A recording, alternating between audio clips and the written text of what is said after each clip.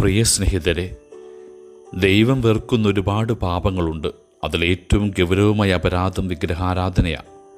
അഹ്റോൻ Israel ജനത്തിന് ആരാധിക്കുവാൻ സ്വർണ്ണക്കാളക്കുട്ടിയെ ഉണ്ടാക്കുവാൻ അനുവദിച്ചുവെങ്കിലും മോശ ആ കാളക്കുട്ടി എടുത്ത് തീയിലിട്ട് ചുട്ടു.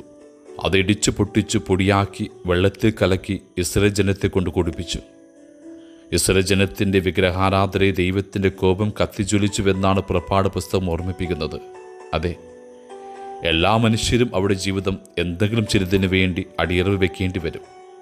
ചില ദൈവത്തിന്, മറ്റു ചില സമ്പത്തിന്, അഹങ്കാരത്തിന്, ആർത്തിക്ക്, സുഖലോലുപതയ്ക്ക് വേണ്ടി.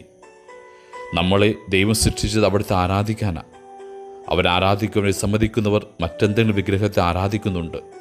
ഇസ്രായേൽ ജനം സ്വർണ്ണക്കാളക്കുട്ടിയെ ആരാധിച്ചതുപോലെ.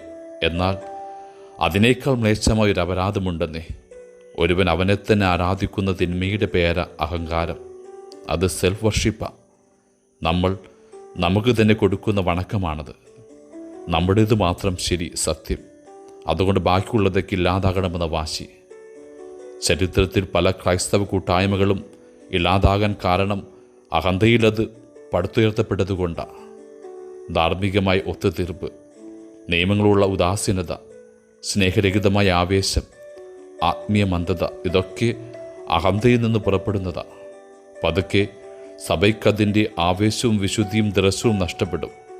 പതുക്കെ സഭ ക്ഷയിക്കാൻ തുടങ്ങും, പിന്നെ അപ്രത്യക്ഷവുമാകും. First it declined, then it disappeared. വിശ്വാസ സമൂഹം തിങ്ങി നിറഞ്ഞിരുന്ന യൂറോപ്പിലെ പ്രൗഢഗംഭീരമായ ദേവാലയങ്ങൾ സന്ദർശകർക്ക് കൗതുക കാഴ്ചകൾ മാത്രം കാണാനുള്ള മ്യൂസിയങ്ങളായി അധംപതിച്ചില്ലേ? പ്രതാപത്തോടെ നിന്ന ആദിമ സഭകൾ പലതും ഇല്ലാതായിരിക്കുന്നു. അത് ആ സഭയുടെ പ്രശ്നമായിരുന്നില്ല, അതിലെ ഓരോ മനുഷ്യൻ്റെയും ഉള്ളിലുണ്ടായിരുന്ന പ്രശ്നമാണ്. അവരുടെ ഉള്ളിലെ അഹന്തയുടെയും ഗർവിൻ്റെയും പ്രശ്നം.